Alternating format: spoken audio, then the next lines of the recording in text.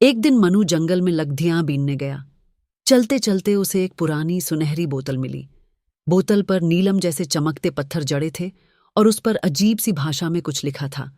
जैसे ही मनु ने ढक्कन खोला, एक नीला धुआं बाहर निकला और उसमें से निकली एक प्यारी सी बूढ़ी परी। उसका नाम था बुआ परी।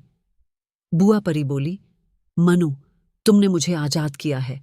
बदले में मैं तुम्हें दूंगी 3 ख्वाहिशें, लेकिन याद रखना, हर ख्वाहिश के साथ एक सीख छुपी होगी। पहली ख्वाहिश, बिना पढ़े सब जान लेना। मनु ने झट से कहा, मुझे बिना पढ़े ही सब कुछ जानना है, किताबें पढ़ने का समय नहीं है। बुआ परी ने मुस्कुराकर छड़ी घुमाई और मनु के सिर पर एक चमकता तारा आ गिरा।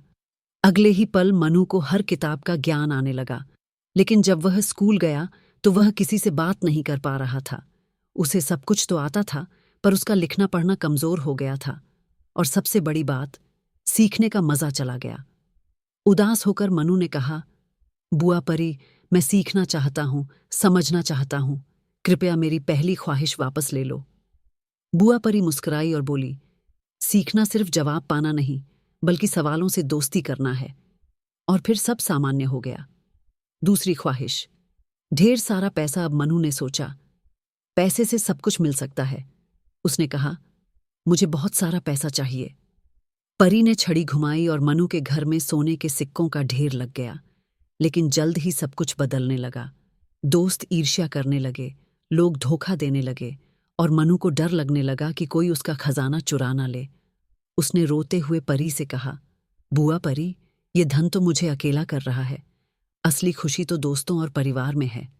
परी ने हंसते हुए कहा, सही कहा बेटा, दौलत बांटने से बढ़ती है, छुपाने से नहीं। और सब वैसा ही हो गया जैसा पहले था। तीसरी ख्वाहिश, हर काम जादू से हो जाए।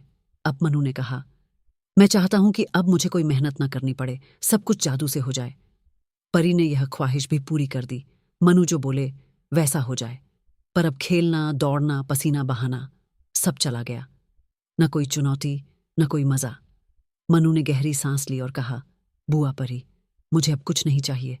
बस मैं फिर से खुद मेहनत करना चाहता हूं, क्योंकि असली जादू तो कोशिश में होता है। बुआ परी खुश हुई।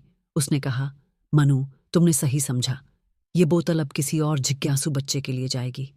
पर तुम अब कभी किसी बोतल के जादू के मोहताज नहीं रहोगे, क्योंकि जादू अब तुम्हारे अंदर है। समापन। मनु ने वह जादुई बोतल एक पेड़ के नीचे दफना दी, ताकि कोई और उसे पाए और अपनी ख्वाहिशों से कुछ सीख सके। अब वह मन लगाकर पढ़ाई करता, दोस्तों के साथ खेलता और हर छोटी चीज में खुशी ढूंढता। सीख, अगर तुम्हारे इरादे सच्चे हैं तो तुम्हें किसी जादुई बोतल की जरूरत नहीं। मेहनत और मन की शक्ति ही सबसे बड़ा जादू है।